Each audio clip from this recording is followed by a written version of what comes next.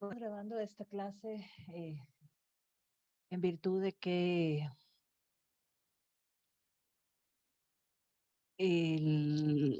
tenemos problemas con el Zoom, seguimos con problemas en el Zoom. Sin embargo, los chicos no han podido conectarse pese a que he puesto el link de acceso en el aula Moodle. Bien, pero me había quedado con ellos en esta clase que es la obligación tributaria. Sí, después de haber visto, pues, qué clases de impuestos teníamos, ¿no? Y haber explicado, pues, en qué consistía cada uno de ellos. Bueno, hoy nos toca entonces repasar lo que es la obligación tributaria y sobre la obligación tributaria y vamos a empezar, digamos, viendo estos 6 primeros números, ¿no? Aspectos que vamos a tratar en esta clase de hoy. En primer lugar, el tema de la obligación tributaria, que consiste en que es una relación tributaria, ¿no? Bueno, cuando yo les comento y les digo, bueno, refresquemos un poco la memoria sobre qué es la obligación tributaria, sobre qué son las obligaciones, ¿verdad? Nos viene a la mente, pues, el libro cuarto de el Código Civil. Y en el que sabemos existen varios tipos de obligaciones, clasificación de las obligaciones y de los contratos, ¿no? Que en los contratos pues están contenidas obligaciones. Muy bien, entonces en esta relación tributaria pues no es tan diferente como las obligaciones que establece el Código Civil. Entonces, las obligaciones son de dar, de hacer o no hacer. ¿Sí? Y básicamente en el numeral 3, que habla de la obligación tributaria, una de las características que tiene, pues es precisamente que la obligación es de dar, ¿no? ¿En qué? En dinero. Muy bien, entonces, en esta relación tributaria, que es la administración tributaria versus el ciudadano, ¿verdad? O la administración tributaria con el ciudadano que tributa, pues entonces estaremos frente a esa relación o ese vínculo jurídico, ¿verdad? Que también se lo conoce, ¿no? Es decir, existe, digamos, tal situación que ese vínculo jurídico, pues, ¿qué contiene? No contiene otra cosa, sino que derechos, ¿verdad? Mutuos y, digamos, cargas u obligaciones que deben ser, digamos, de dos vías, ¿no? Van y vienen, ¿no? Entonces, cuando yo hablo de la relación tributaria, ¿verdad? De esos derechos y obligaciones, pues entonces estoy diciendo que no solamente existe entonces la obligación de dar, es decir, para una de las partes, no estamos hablando de solamente una unilateralidad. También a pesar de que hay doctrinarios que establecen eso, ¿no? Y eso ya lo vimos, ¿no? Bien, pero en realidad la administración tributaria también tiene obligaciones que cumplir, ¿no? Por ejemplo, yo digo, la administración tributaria tiene que estar lista o dispuesta a recibir ese dinero, ¿no? Es decir, para eso establecerá algunas condiciones, algunas situaciones que las iremos viendo, ¿no? Sobre el tema de la obligación tributaria. Por ejemplo, cuando nace la obligación y cuando está exonerada y qué otro tipo de obligaciones estarán conexas con ella, ¿no? Muy bien. Entonces, a eso se refiere. Entonces, una vez que hemos establecido que la obligación tributaria nace una relación de carácter tributario, es decir, por el tributo, ¿verdad? Por el pago del tributo, pues entonces estamos hablando de esa relación tributaria. Luego, sabemos que entre la administración y los particulares eh, vamos a tratar sobre el tributo, ¿verdad? Ya vimos que era el tributo y también que los tributos tenían una clasificación. ¿Cuáles? Pues en impuestos, tasas y contribuciones especiales de mejora. Bien, perdón.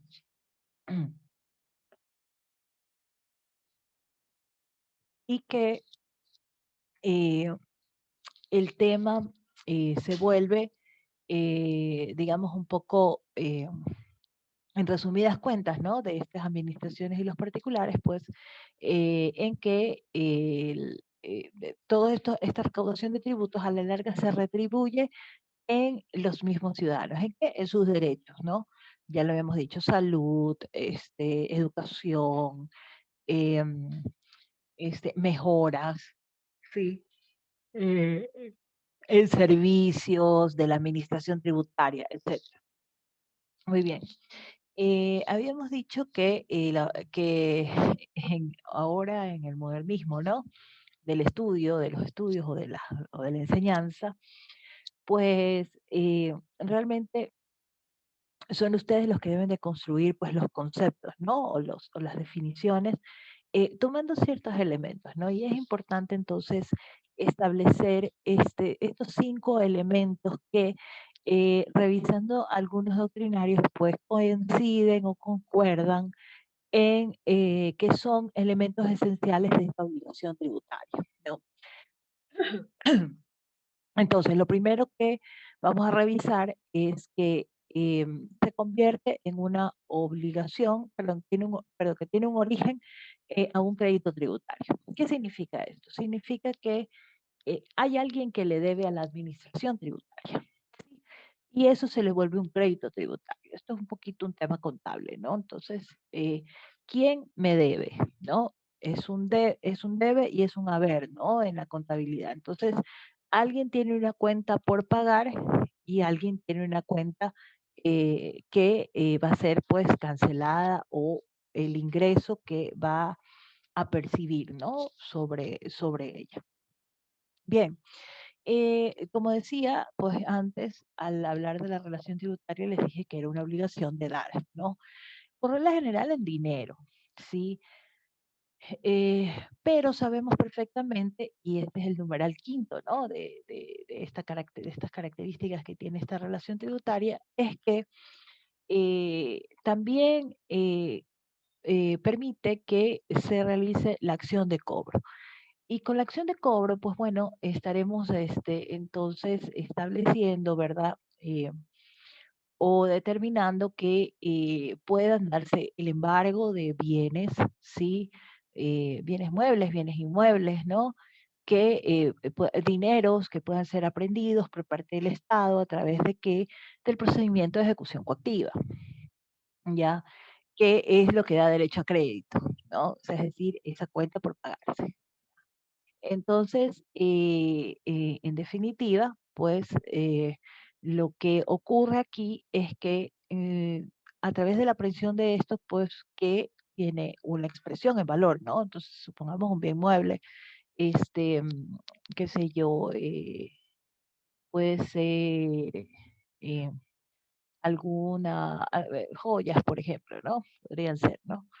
Entonces, las joyas tienen un valor, sí, están expresadas en un valor. Bueno, puede costar $10.000, $15.000, puede costar 5.000, puede costar 1.500, puede costar ¿verdad? Igual los inmuebles, ¿no? Que están también valorados, ¿no? Entonces, todo eso eh, se, converti- se convertirá en dinero en el momento en el que se rematen los bienes, ¿no? Bien, entonces por eso es una obligación de dar y siempre digo, no siempre, porque, digamos, para poder llegar a que sea dinero, tiene que pasar por este proceso de remate o subasta, que lo vamos a ver pues más adelante en nuestra unidad 2. Eh, Bien, como característica también la doctrina establece que disminuye el patrimonio del particular o de los contribuyentes. Efectivamente, eso es exacto.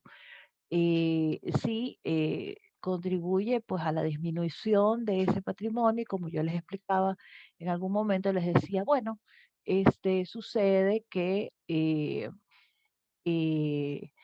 el patrimonio, ¿verdad?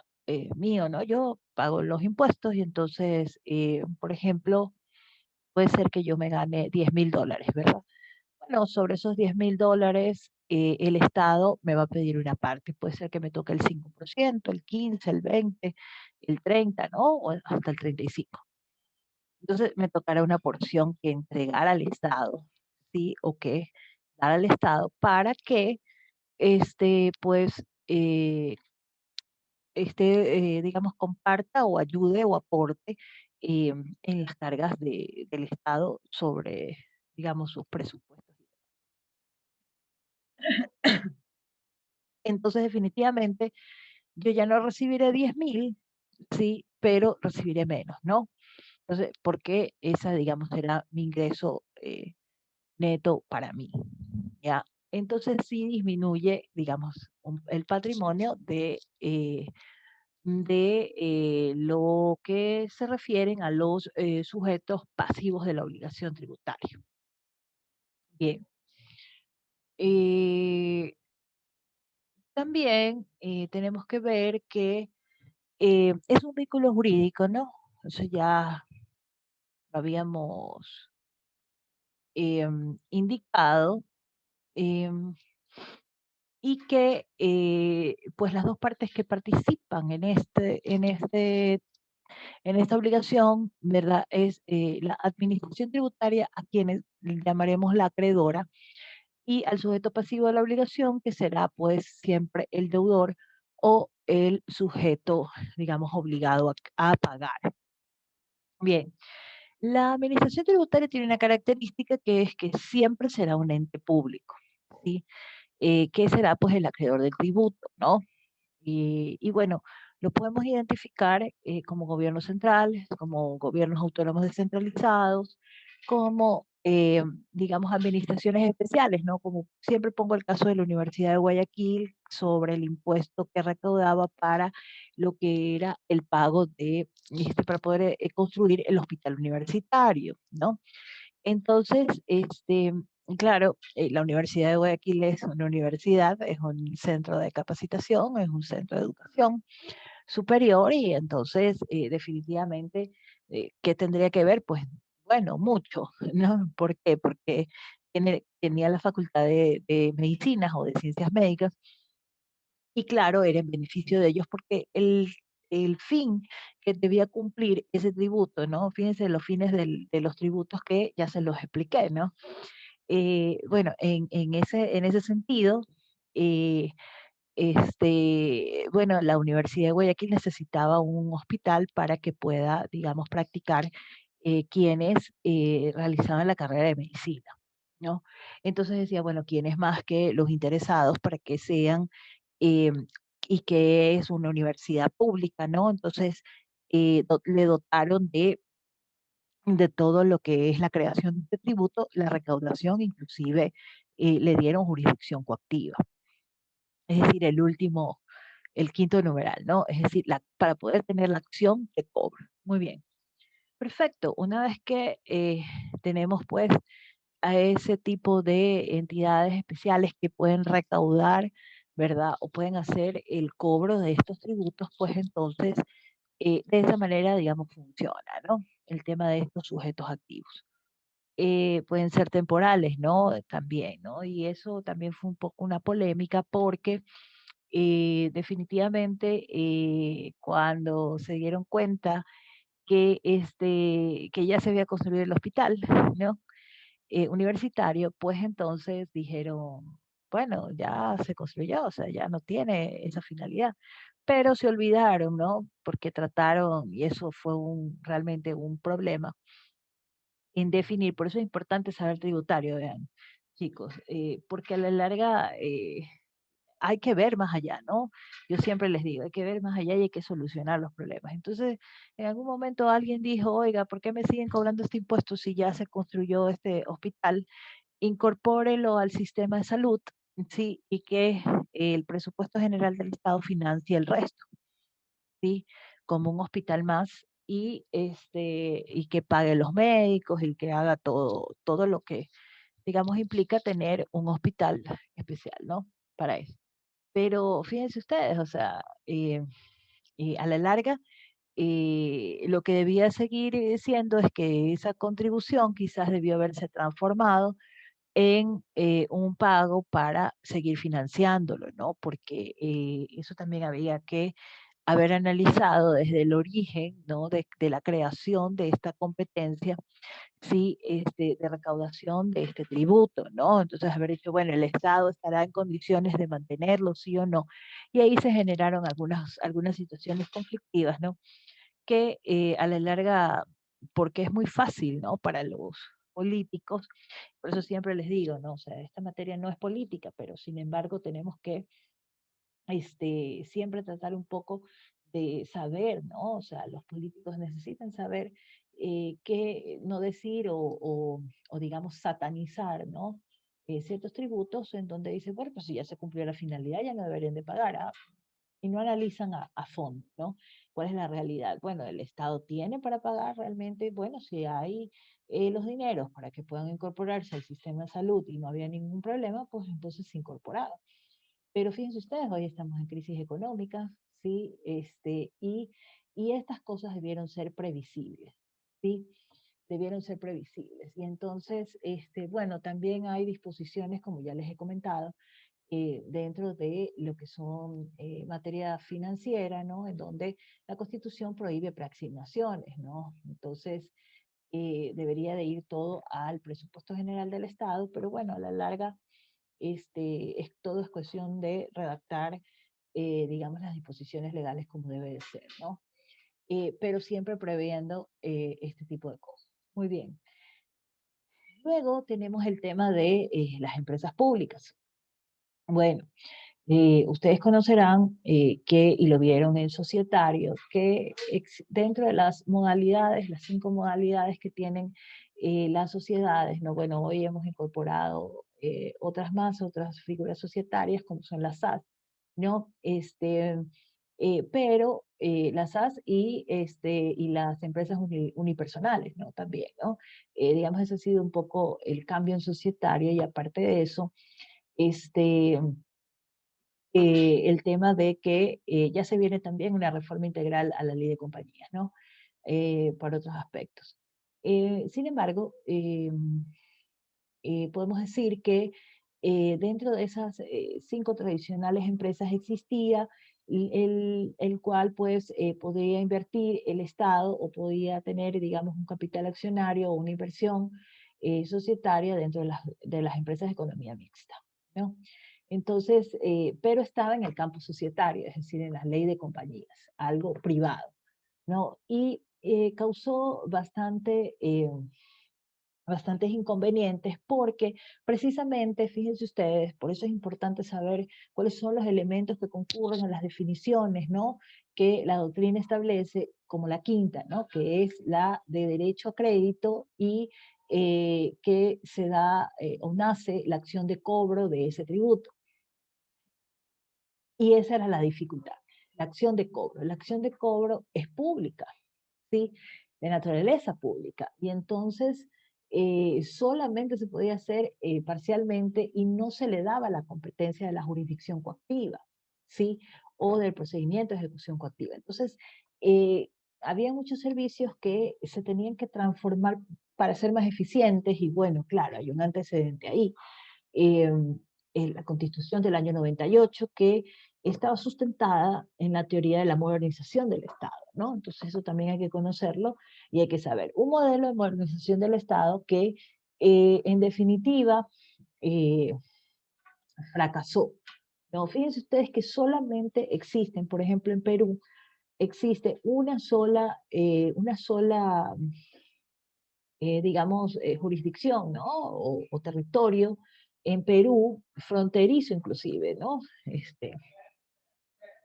Que mantiene todavía una empresa de naturaleza privada, es decir, basada en la modernización del Estado, que presta el servicio de agua de manera privada, ¿no?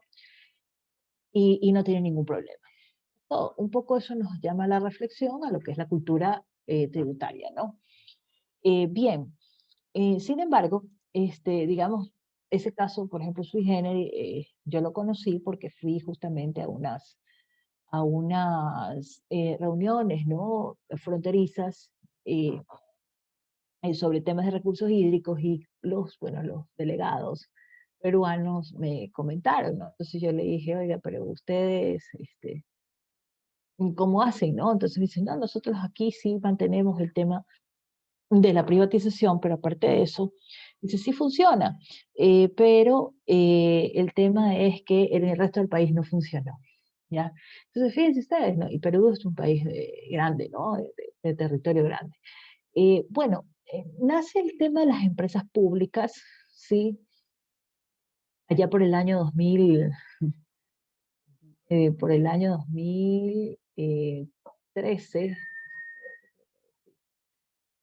se aprueba pues esta nueva normativa y se ve los problemas, ¿no?, que tenían de las empresas que prestaban servicios a través de lo que eran las sociedades anónimas, ¿no?, sobre todo. Y bueno, o las de economía mixta. Y bueno, entonces el país estaba hundida o profundizada en que no podía recaudar, o sea, no podía recuperar las carteras vencidas. Y el hermano país de Colombia ya tenía una legislación avanzada, una legislación un poco más sólida y contundente sobre la creación de una norma especial que se configuraba en lo que eran las empresas públicas, ¿no? Yo les comenté que yo en Medellín se manejan de esa manera, ¿no? Medellín tiene la ventaja, ¿no? De ser una ciudad de ejemplo, ¿no? Pese a todo el drama que vivió, porque todos sabemos perfectamente que fue una ciudad afectada por el narcotráfico y el terrorismo, ¿no? En algún momento.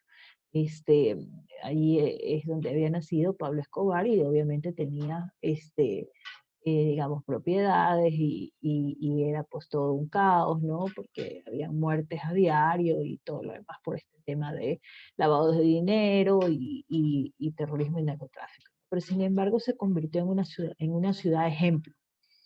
De hecho, cuando yo viajé, como comentario, ¿no?, les digo, había un tour que se llamaba el tour de una hacienda que tiene Pablo Escobar.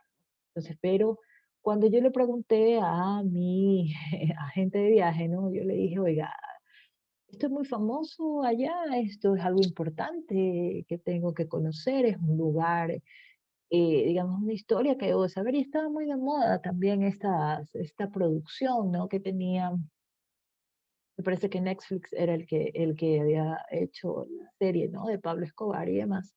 Y entonces ella me dijo, no, realmente usted ni mencione a Pablo Escobar, ni diga que va, porque el pueblo no lo quiere, no quiere que sean recordados de esa manera, quieren que sean unos ciudadanos realmente idóneos, ¿sí? Y son gente que paga los impuestos, son gente que es una ciudad muy segura, aunque ustedes no lo crean, es una ciudad muy segura, estuve ahí, recorrí, este, y se estaban haciendo, bueno, algunas mejoras en el centro de la ciudad, y la verdad es que el lugar es muy hermoso, ¿no?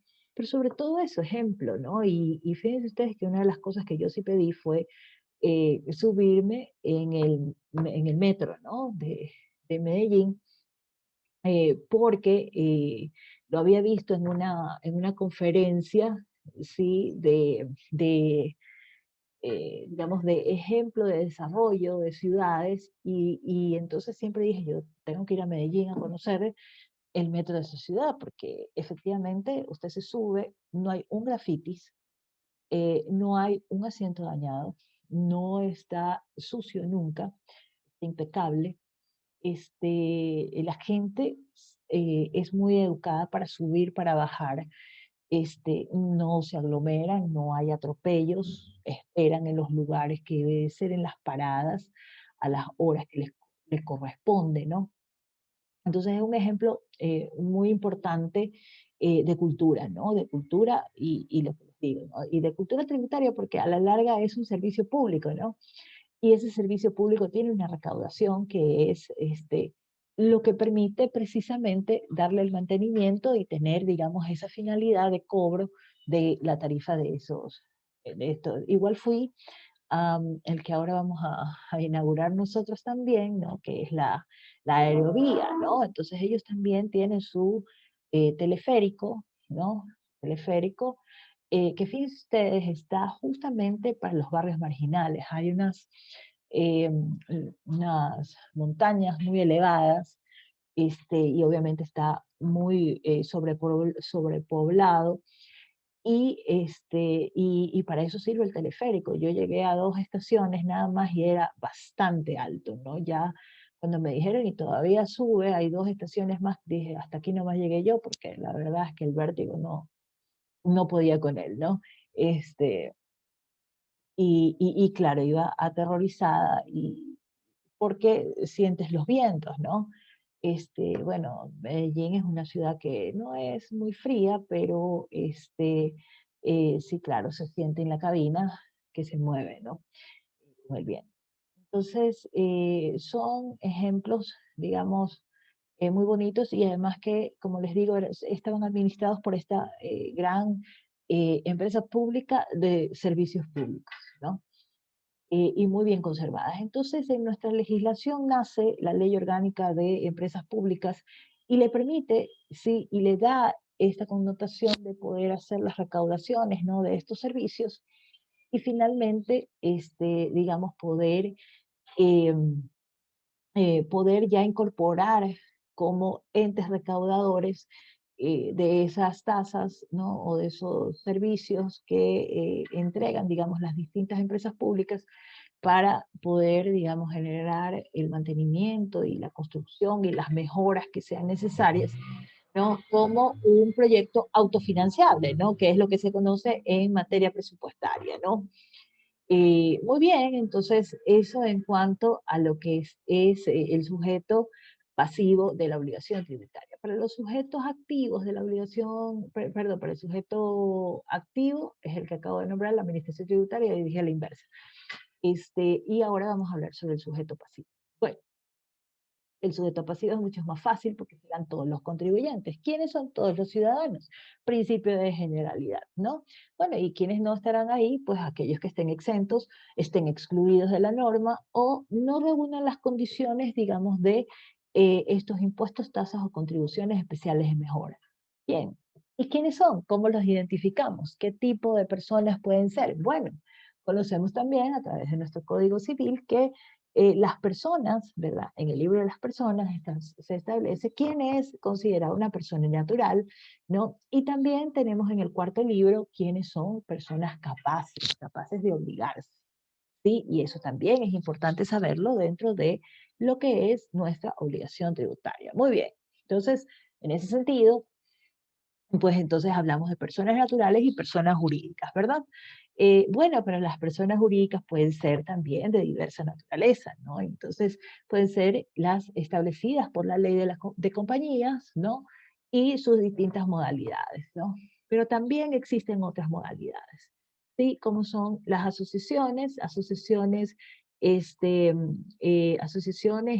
federaciones, aquí está repetido, pero es federaciones, este, hay terceras personas que también pueden obligarse, eso ya lo vamos a ver también más adelante, este, personas clasificadas como responsables, ¿sí?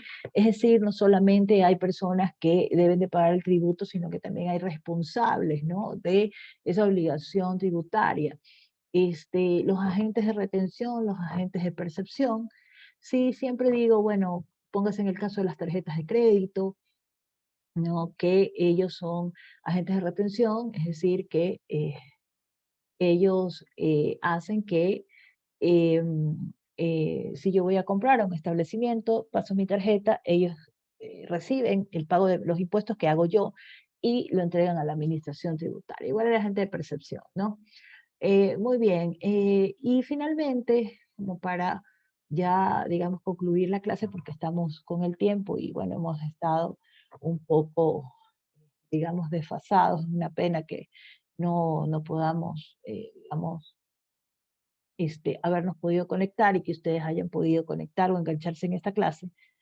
Eh, bueno, el tema del hecho generador, ¿no? Que asimismo he puesto 5 características que, digamos, la doctrina establece que implica el hecho generador, ¿no? Entonces, el hecho generador, dice, tiene un aspecto objetivo, pues es necesario que existan los bienes, ¿no? Entonces, muy bien, entonces, ¿a qué se refiere con esto?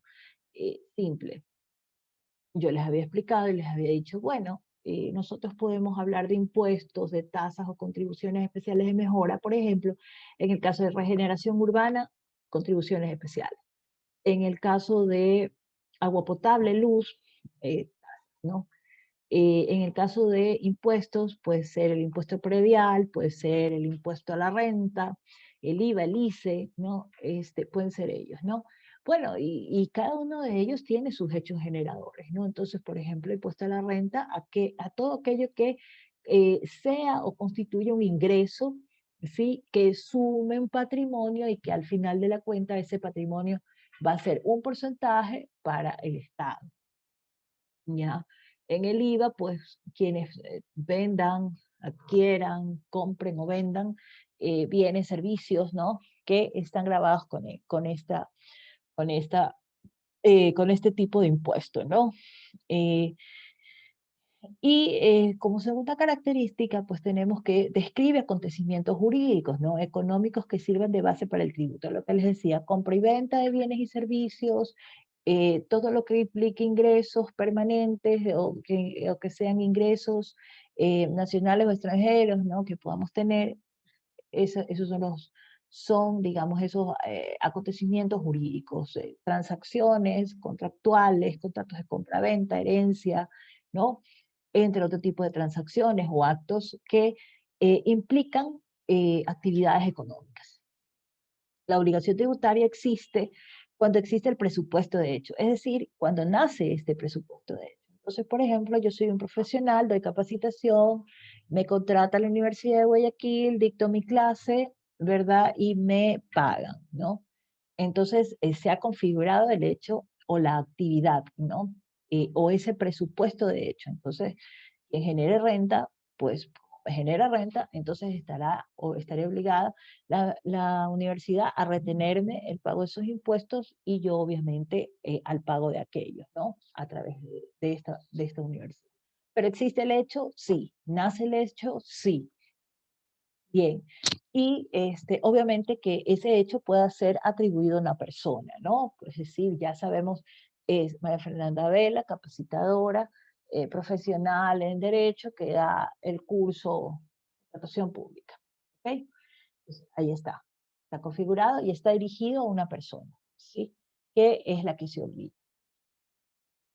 Bien, y también el elemento de la tipicidad. Yo también les había comentado ya en algún momento y les había dicho, bueno, este derecho tributario también tiene como unas características que pueden similarse al derecho penal. Pese a que también tenemos un aspecto de clasificación del derecho tributario, que está el derecho tributario penal, ¿verdad?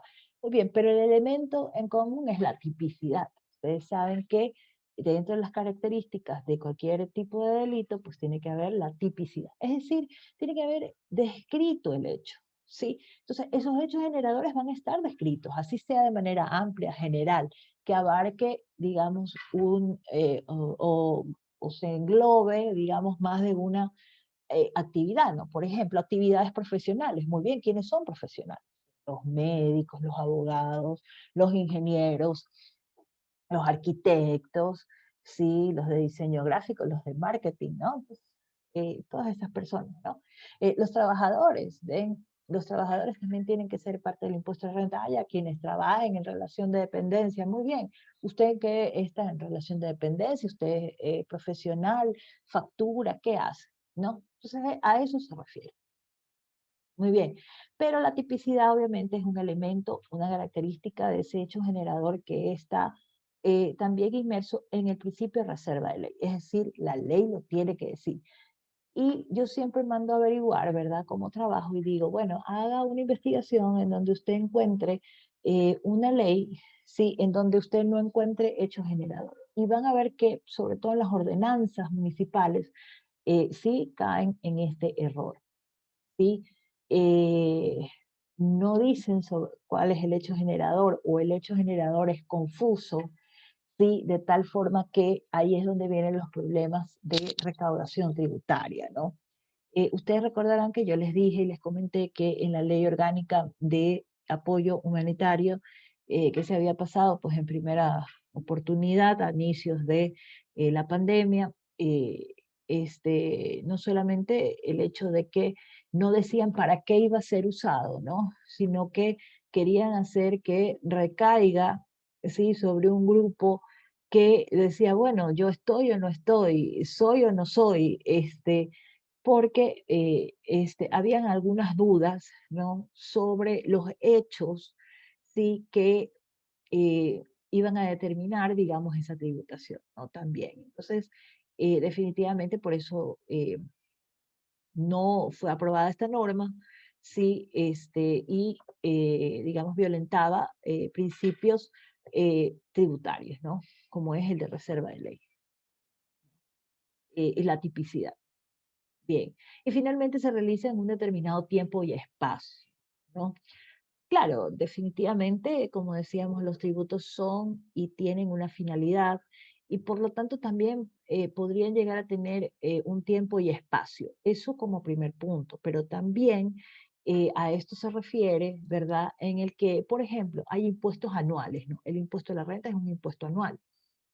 Entonces, en definitiva, pues el impuesto anual viene a ser pues cada fin de ejercicio, ¿no? Tiempo y espacio, en qué lugares, quiénes son, en qué momento les toca, ¿no? Etcétera, etcétera, ¿no?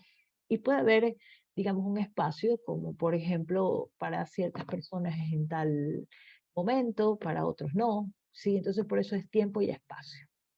Muy bien, esa es nuestra clase del día de hoy.